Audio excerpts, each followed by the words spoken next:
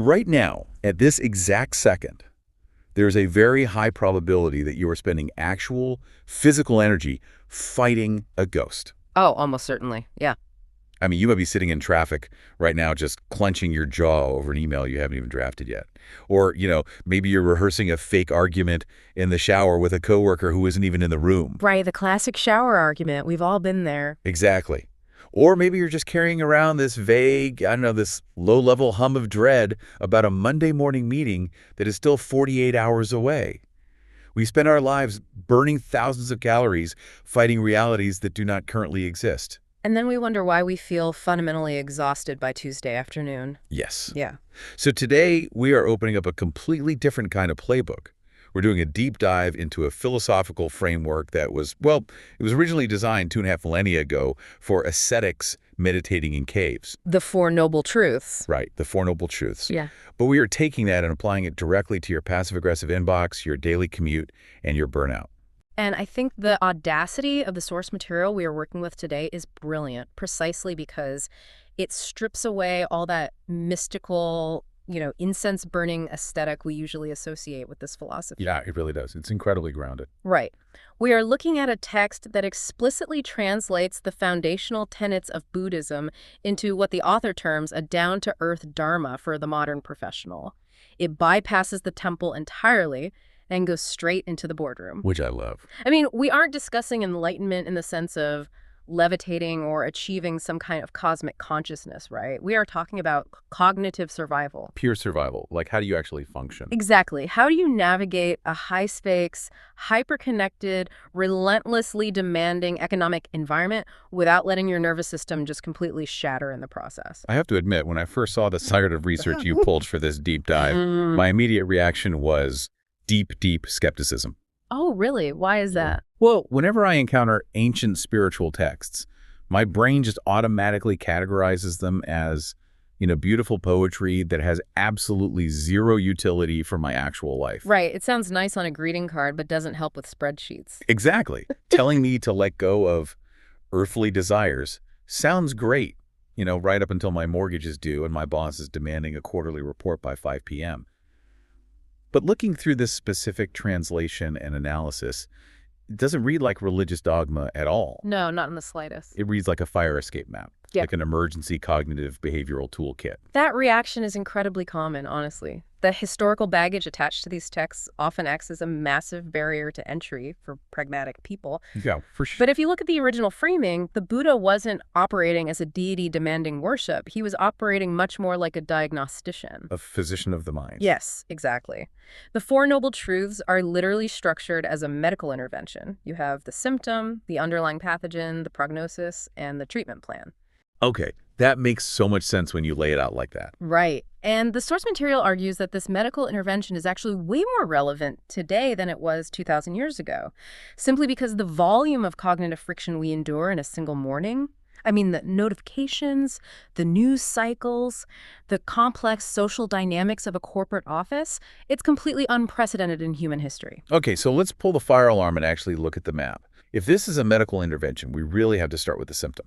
Step one. Right, step one. The first truth is traditionally called dukkha. And immediately, I hit a translation wall here. The suffering translation. Yes, exactly. Dukkha is almost universally translated into English as suffering. And when I hear the word suffering, I picture grand, sweeping Shakespearean tragedy. I picture famine, war, terminal illness. The huge catastrophic stuff. Right.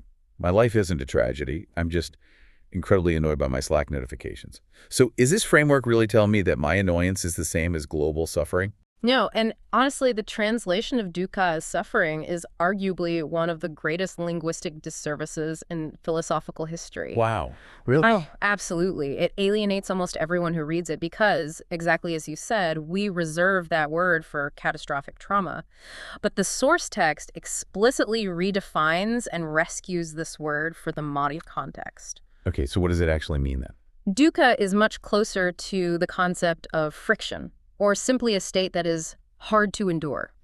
In ancient Pali, the word originally referred to a wheel that was slightly off-center on its axle. Oh, bumpy ride. A very bumpy ride. It's the constant, subtle grinding of bone on bone. It is the friction of life when reality refuses to align with your personal itinerary. That is such a better way to look at it. Isn't it? The Yeah. text provides this phenomenological breakdown of this that is deeply, deeply relatable. Dukkha isn't just weeping in the streets. It is the specific physical tightness in your chest when you are stuck in unmoving traffic and you realize, oh no, I am going to be late. Yes, traffic panic, I know it well. Right. Or it is the sudden flush of heat in your cheeks when your manager criticizes your work in front of the team. Or, to look at maybe the most pervasive modern agony, it's the psychological loop of seeing a message marked read by someone you care about and watching 3 hours go by without a reply. Oh man, the read receipt. That might be the most potent dukkha generator Silicon Valley ever invented. It really is. Your brain just spirals into a dozen different worst-case scenarios, right? And all of them are generating very real cortisol. But wait, if dukkha just means friction or things being hard to endure, why do we need an ancient philosophy to point this out? What do you mean? Well, I already know traffic is annoying. Yeah. I don't need a monk from 2,000 years ago to tell me that. Right. But knowing you are annoyed and fundamentally acknowledging the reality of your psychological state are two very different things. Okay, fair point. The source emphasizes that the first non-negotiable step in this entire framework is the raw, unflinching admission. You have to be able to say, I am experiencing friction right now. This is hard to endure. Which sounds simple. It sounds incredibly simple, but neurologically, it is the exact opposite of what we are conditioned to do. The text uses a medical analogy again here. You cannot receive treatment from a doctor until you first walk into the clinic and actually admit you are sick. You can't just pretend you're fine. Exactly. If you sit on the examination table insisting you are perfectly fine while you are actively bleeding, the physician is powerless. You have to locate the pain, point to it, and admit it exists. I want to push on that because thinking about this in terms of modern psychology, our brains seem wired to do the exact opposite of pointing at the pain. Oh, we avoid it at all costs. We really do.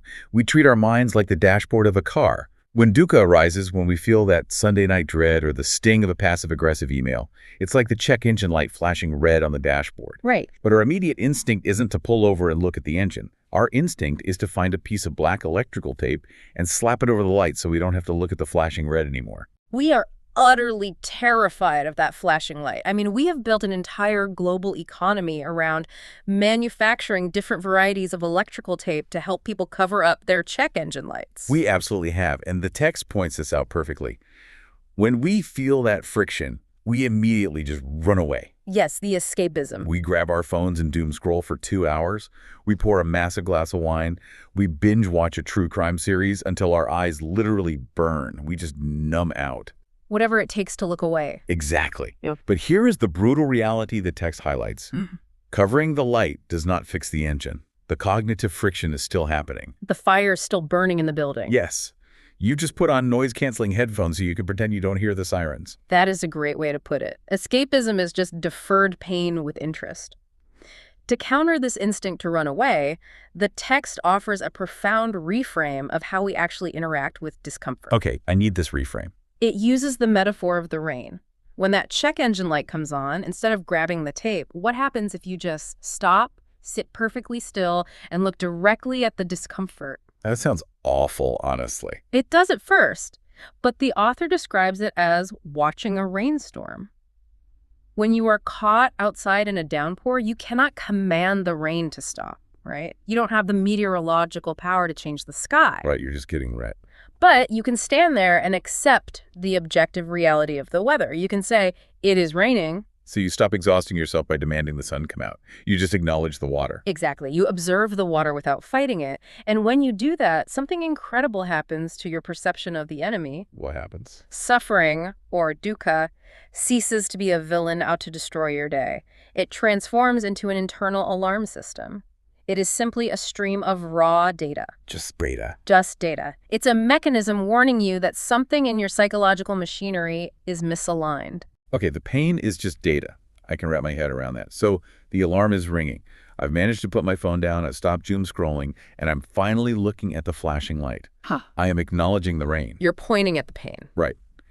The immediate logical question is, what is actually triggering the alarm? If the external world, the traffic, the boss, the email, is just the environment, What is the internal mechanism making the engine light flash? And that question shifts us directly into the second truth in the map, samudaya, the cause. So we're moving from the symptom to the pathogen. Exactly. If the first truth is recognizing the symptom, the second truth is isolating the underlying pathogen. The source material identifies the root cause of all our daily psychological friction with a single, highly provocative word, Which is? desire. In the original Pali, the word is tanha, which translates more accurately to craving or thirst. Okay, I have to stop you there. Craving. Yes, craving. If I am sitting in bumper-to-bumper traffic on my way to a high-stakes presentation and my chest is tight with panic, I am not craving anything. I am just responding to a completely miserable situation. How on earth is desire the pathogen there? Well, let's break down the mechanics of that exact scenario. You are in your car, right? Physically, in that specific moment, what is actually happening to you? I'm sitting in my car. Right. You are seated in an ergonomic, padded chair. You are in a climate-controlled metal box. You might be listening to some music. You are protected from the elements, completely safe from physical predators. Okay, true. Objectively, your physical reality is incredibly comfortable. So why is your heart rate at 120 beats per minute? Why is your nervous system flooding your bloodstream with cortisol? Well, because if I'm late, I lose the client, and if I lose the client, I look incompetent, and then my career takes a massive hit. Notice the chain of events you just described, though. None of them are actually happening in the car. I mean, no, they're future events. Right. You do not suffer directly because of the physical reality of the traffic. You suffer because the physical reality of the traffic is violently colliding with your internal demand for how the universe should be operating. Oh, wow. You want the traffic to vanish. You want the presentation to go perfectly. Yeah. You want your colleagues to perceive you as flawless. You want your career trajectory to be this unbroken upward line. So the suffering isn't the cars on the highway. No, the suffering is the agonizing gap between what is actually happening and what you rigidly crave to be happening. That is deeply unsettling. It completely shifts the locus of control. It does, yeah. It means the world isn't hurting me. My demand that the world obeys my personal script is hurting me. My brain is basically punishing me for a reality it can't control. The brain is essentially a prediction machine, and craving is just a rigid prediction that reality fails to meet. The text dives into the nuances of this by breaking craving down into 3 distinct, highly recognizable flavors. Okay, what are the flavors? Let's hear them. The first is wanting to get, or kamatana. This is the most surface-level craving. It's sensory desire, wanting a higher salary, wanting the corner office, wanting a better cup of coffee, wanting physical comfort. Yeah, that's just the treadmill of modern consumerism. We all understand that one. The moment you get the new phone, you immediately want the next model. The craving is never actually satisfied by the object. Exactly. It's an endless loop. Then the second flavor is wanting to be, or pavatana. This operates on a slightly deeper psychological level. It is the craving for status and identity. Like wanting to be seen a certain way. Yes. It is the intense desire to be recognized as the smartest person in the room. The craving to be seen as a successful entrepreneur or a perfect parent or an indispensable employee. It is the ego attempting to secure a permanent, exalted position in a world that is constantly shifting. Okay, the ego craving. Again, I see the danger there. You tie your worth to a title, and when the title changes or goes away, you just collapse. Right, your foundation crumbles. But the text introduces a third flavor that completely threw me, and I think it is the most vital concept for anyone dealing with burnout. Really? What is it? The third flavor is wanting not to be, or the craving for something to disappear. Vipavatana. Wanting something to disappear, like what? Vipavatana is essentially the hidden dictator of the modern workplace. It is the absolute rejection of the present moment. Oh, let's look at the anatomy of this in a standard corporate setting, because I think I know exactly what you mean. Think about the Sunday scaries. The perfect example. Right. It's Sunday evening. You were sitting on your couch wearing sweatpants, completely safe. Okay.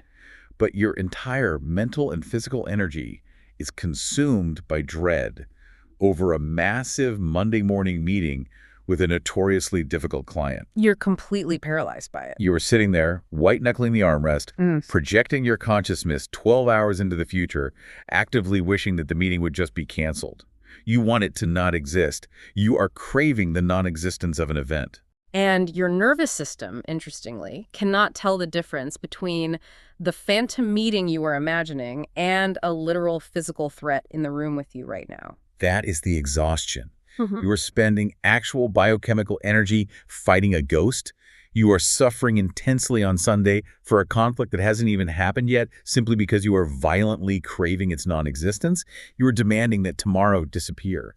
The author distills this dynamic into a profound mathematical reality. It is an equation that explains almost all of our self-generated misery. The quote is, "The higher the expectation, the wider the area for disappointment." The larger the target you paint, the easier it is for reality to hit it. Exactly. When you construct an incredibly rigid, specific outcome in your mind, like, my boss must praise the specific slide in my presentation, the client must sign the contract today, and the commute home must take exactly 28 minutes, you are building a massive target for reality to miss. And reality will miss it. Almost always. And the text points out that the fundamental catalyst that inflates these expectations to such dangerous levels is attachment, clinging, the concepts of me and mine. Sort of like identity fusion. Precisely. We claim things that are inherently unstable and totally out of our control. We say, this is my project, this is my reputation, this is my team. Right, we take ownership of things that aren't us. We graft our delicate sense of self onto external, fluctuating variables. And so when reality inevitably shakes those external things, when the project encounters a massive budget shortfall or the reputation takes an unfair hit from office politics, our minds don't just register a logistical problem. Our minds shatter because we mistakenly believe those external things were us. Wow. The source text has a metaphor here that brings us back to the medical diagnosis, and it is visceral. It says that samadaya, this intense desire, this clinging, this rigid expectation, is like a highly infectious germ hiding deep inside a wound. A festering bacteria. Yeah. If we look back at the first truth, Dukkha, we talked about finally taking the bandage off to look at the wound, acknowledging the rain, acknowledging the pain. Right, pointing at the symptom. But just staring at a wound doesn't cure the infection.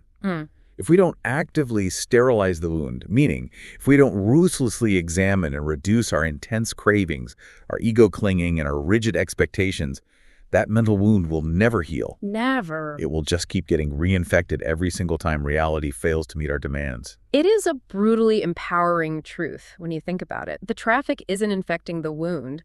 The passive-aggressive email isn't infecting the wound. We are the ones rubbing dirt into our own wounds by demanding the world be different than it is. But okay, this leads me to a massive point of skepticism. Let's hear it. I understand isolating the germ.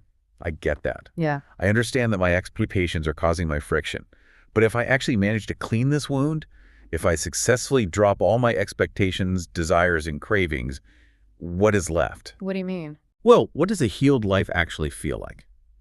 My immediate fear is that I just become an emotionless, apathetic zombie. The apathy fear. Yeah. Right. If I stop craving success, if I stop desiring a good outcome for my company, won't I just get fired? Don't I need desire to function in a capitalist society? This brings us to the third truth, right? Nirodha, the cure. Yes, Naroda. And the fear of apathy you just mentioned is the single biggest psychological hurdle people face when encountering this philosophy. We naturally equate desire with vitality. You absolutely do. We assume that if we start violently craving an outcome, we will just collapse on the floor and stare at the ceiling until we die. But the source material demystifies the goal completely. So what is the goal? Nirodha is defined as the state where suffering is extinguished. But the phenomenology of it, how it actually feels in the body and mind, is described by the author as feeling light, airy, and comfortable. Light and airy. Yeah. It is not the heaviness of a zombie. It is the buoyancy of someone who has finally put down a 90-pound backpack they didn't even realize they were carrying. The text is so adamant that this is not an instruction manual for abdicating your responsibilities. You don't have to shave your head, give away all your possessions, and retreat to a silent forest ashram. Definitely not. The goal is entirely practical and modern. It is about learning how to operate right in the center of chaos. The crowded subway, the hostile boardroom, the noisy family dinner, without letting the chaos penetrate your mind. It's about achieving internal stillness amidst external turbulence. And to make this abstract concept of Nirodha tangible, the author provides an example of what they call a mini Nirodha experience. Oh, I love this example. It's so good. It is a phenomenon every single human being has lived through, and it perfectly illustrates the mechanics of letting go. Imagine you are about to leave for the airport and you lose something vital, your keys or your passport. Oh, the absolute peak of domestic panic. You just tear the house apart. You enter a state of total friction. You check the same kitchen drawer 5 times, somehow hoping the physics of the universe have changed in the last 30 seconds. Your heart is pounding. You are snapping at your family. You are physically exhausted by the panic. Your craving to find the passport is absolute. It consumes your entire consciousness. Can't think about anything else. Right. But then, after 45 minutes of tearing apart the living room, you hit a psychological wall. The flight leaves in an hour. You aren't going to make it. Game over. Game over. You throw your hands up in the air, your shoulders drop, you exhale a massive breath, and you just say out loud, whatever, it's gone, I'm missing the flight. The surrender. The white flag. Exactly. And what happens in your body in that exact split second of surrender? A massive wave of relief. It's crazy. The adrenaline just drains out of your arms, the tightness in your chest vanishes, you actually feel lighter. That sudden, visceral drop in psychological pressure, that exact moment of letting go, is what the author describes as a mini Nirodha. Wow. Now, critically, look at the reality of the situation in that moment. Is the passport found? No. Are you still going to miss your flight? Yes. The facts haven't changed. The external logistical problem has not changed one iota. The world is exactly as broken as it was 30 seconds ago. But your mind dropped the violent craving for the passport to be found. And the second the craving vanished, the suffering vanished right along with it. That is so profound because it essentially proves the entire premise of the Four Noble Truths in a single mundane moment. It really does. It proves that the suffering isn't permanently glued to the external event. It proves our pain has an expiration date and that we have the internal architecture to access lightness and relief without needing the universe to suddenly fix our problems. We don't have to find the passport to stop hurting. It relocates the control panel of your well-being from the external world to your internal world. But to address my earlier skepticism, how does a person function in a high-demand job if they're constantly operating in a state of whatever, let it go? Right, the ambition question. Yeah, because if my boss gives me a massive project and my attitude is, whatever, if it fails, it fails, I'm going to be unemployed very quickly. The text anticipates this nuance brilliantly, I think, by redefining the concepts of duty and resilience entirely. Understanding Nirodha frees the mind. It doesn't paralyze the body or destroy your ambition. Okay, how so? You can still strive for absolute excellence in your career. You can still build companies, design brilliant products, and fulfill your duties with intense focus. The fundamental difference lies in the internal mechanics of your effort. The internal mechanics. Yeah. You put in the maximum effort, you care deeply about the craft, but you refuse to tie a tightrope of expectation around your own neck regarding the ultimate outcome. You detach your baseline psychological well-being from the absolute guarantee of success. So it's the difference between playing a game to win and playing a game where your life literally depends on winning. Exactly. You can play hard without holding a gun to your own head. Listening to you explain this, it makes me think about a metaphor from the text that perfectly crystallizes this distinction. The author contrasts the physical properties of a rock and water. The rock and the water, yes. When we are operating in our default highly stressed state, clinging to our expectations and our ego, we make ourselves incredibly rigid. We become a jagged rock in the middle of a river. Bracing for impact. Exactly. And when the inevitable obstacles of life rush toward us, when the client cancels the contract, when the market crashes, when the boss yells, we take a brutal physical beating. The water and the debris just smash into us. We get chipped, we crack, we suffer erosion. And the common, I think, misinterpretation of Stoicism is that you should just become a stronger rock. Right. Numb yourself. Build thicker armor so you don't feel the impact when you get smashed. Which is exhausting. But the text argues that becoming an unfeeling rock is a failure of the philosophy. The goal of Nirodha is to become the water. Be water. Water does not resist the jagged rocks in the riverbed. It doesn't brace for impact. It doesn't fight the terrain. It flows smoothly over the obstacles. It adapts its shape perfectly and instantly to the reality of the environment without ever experiencing pain and without ever losing its fundamental, essential nature as water. Action without internal friction. Total adaptability without the loss of identity. That is the lived experience of Nirodha. Okay, conceptually, being water sounds glorious. I want to be water. Don't we all? But practically speaking, I'm a very tense, highly caffeinated rock. I can't just read a metaphor about a river and suddenly achieve total cognitive fluidity. No, it takes work. My brain has spent decades practicing how to be a rock. If I want to change the physical structure of my mind, I need a training regimen. I need actual protocols. And that leads us to the final section of our fire escape map. Section 4. MAGA. The Pro's Playbook. The treatment plan. Yes. If the first three truths represent the diagnosis, the underlying pathogen, and the medical prognosis, MAGA is the actual prescription. It is the daily how-to roadmap for moving from rigidity to fluidity. The Noble Eightfold Path, right? In classical Buddhism, yes, it is known as the Noble Eightfold Path. It is a highly intricate, rigorous system of living. But the genius of our source text is how it distills this massive system into three highly actionable, deeply pragmatic pillars for the working professional. Which are? Sila, Samadhi, and Panya. Or in English, morality, concentration, and wisdom. Let's dismantle these and see how they actually function in a modern environment, because those words carry a lot of baggage. Let's start with Pillar 1, seeing rightly. In the text, this correlates to samadhi, or right view, which is the core of wisdom. Now, when I hear seeing rightly, my modern brain assumes this means having the correct political opinions or the right moral framework. Right, we immediately think of ideology, but it has nothing to do with ideological correctness. So what is it? Seeing rightly is about piercing through your own subjective narrative to understand the fundamental objective mechanics of cause and effect.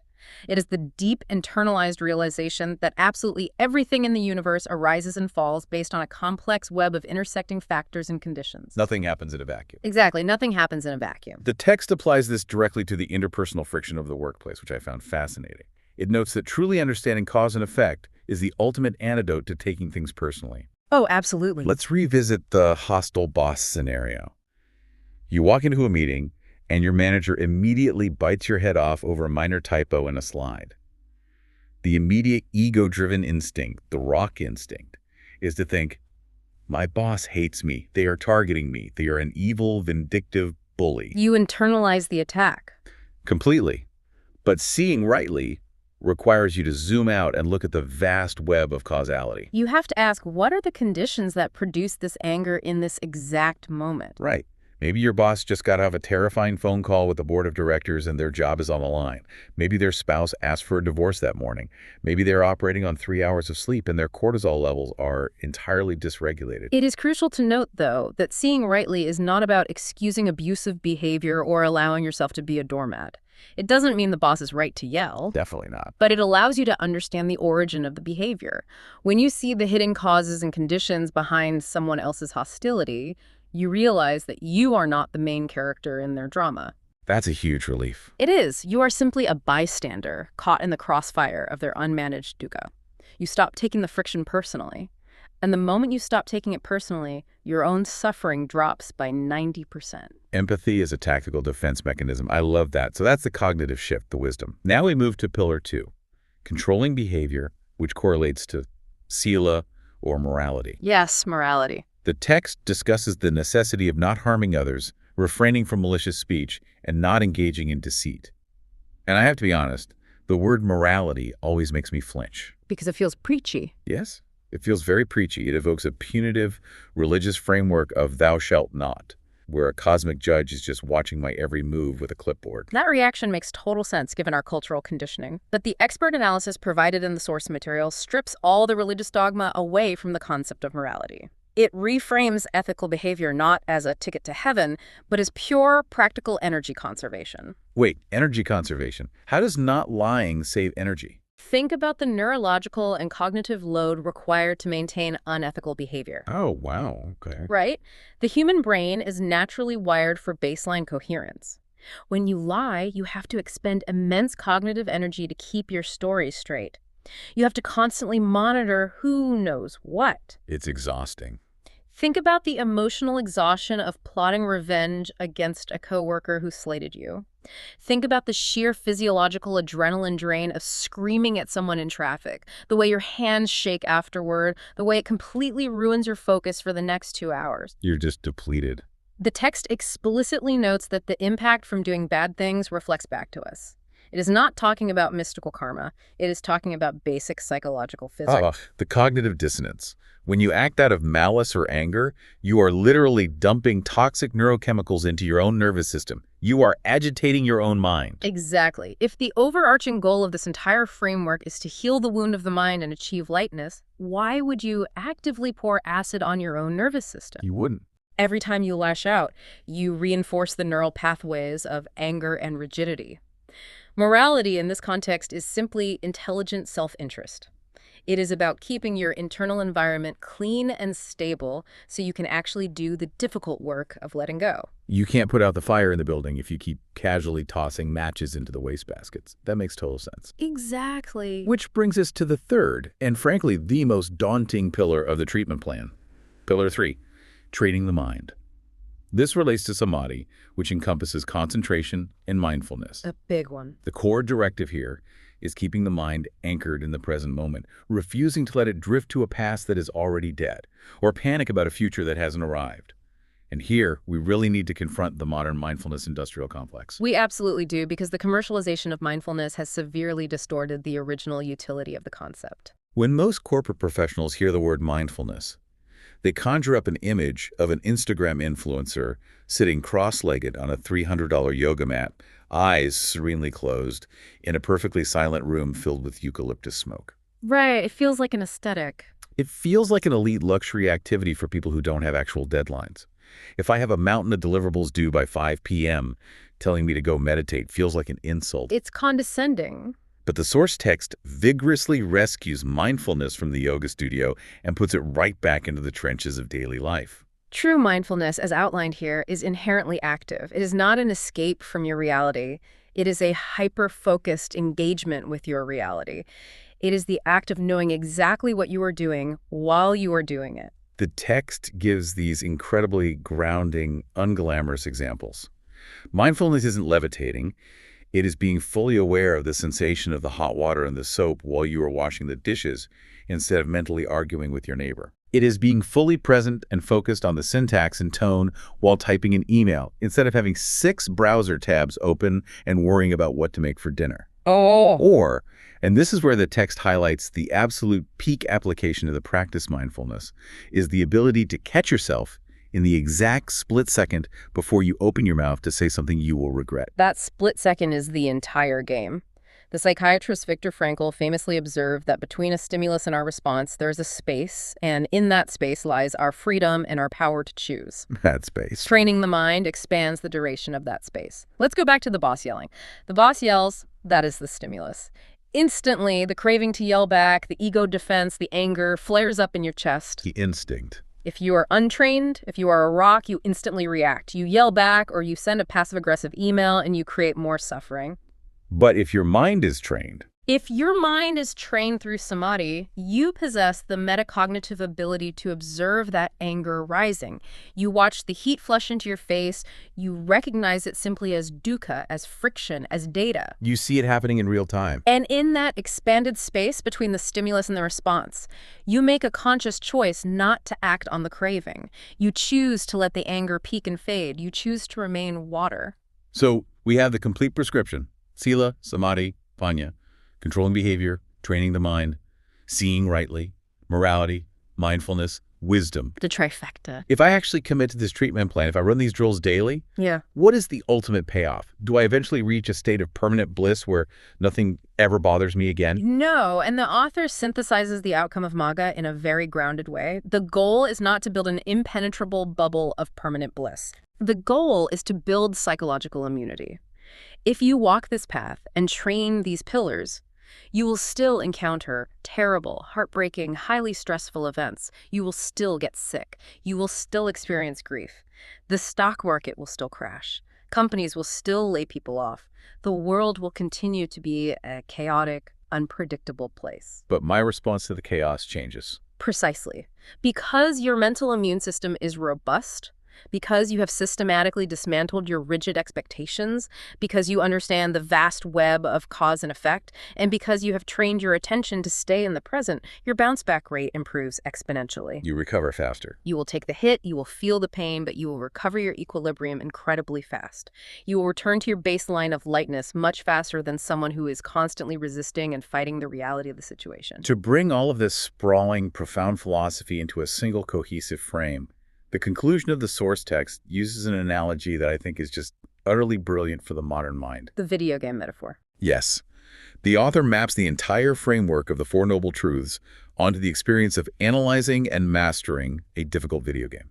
It is the perfect synthesis for a generation raised on digital problem solving.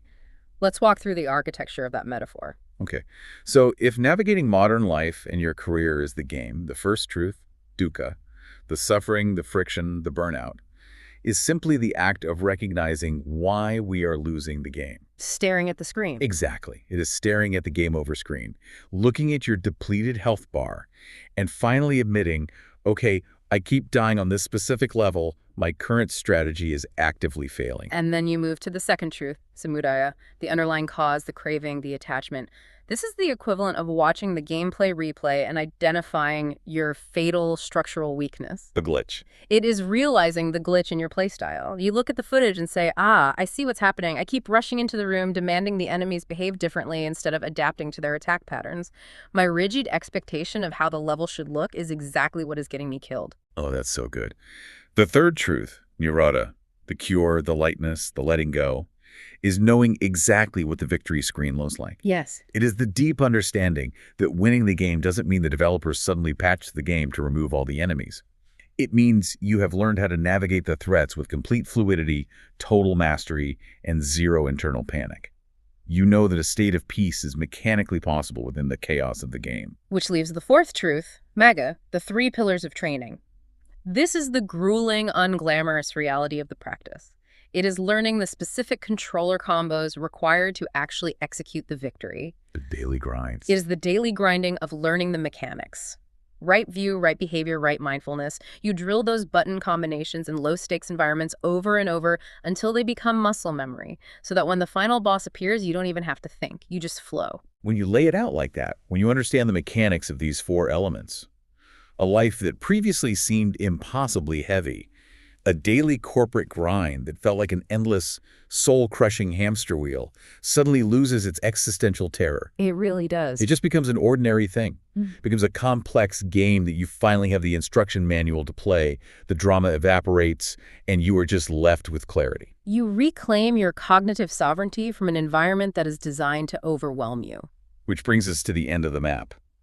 As we wrap up this deep dive, I want you to consider a reality that the monks who wrote this 2,500 years ago couldn't possibly have imagined, but functionally predicted. The modern economy. Exactly. Yeah. We live in an economy that is entirely fueled by algorithms explicitly engineered to exploit your tanha, your craving. Every social media feed, every targeted ad, every notification badge is scientifically designed to manufacture friction, to inflate your expectations, and to make you violently crave a different reality. The technology literally farms your dukkha for profit. It really does. So here is your challenge for the week. Sometime in the next few days, you are going to feel the friction. The algorithm will trigger your inadequacy, or an email will trigger your dread. You will feel that tightness in your chest. It's inevitable. And when that happens, your hand is going to instinctively twitch toward your phone to scroll, to numb out, to cover the flashing check engine light with tape. I challenge you to catch yourself in that exact split second of the twitch. Expand the space between the stimulus and the response. You with the light. Do not reach for the tape.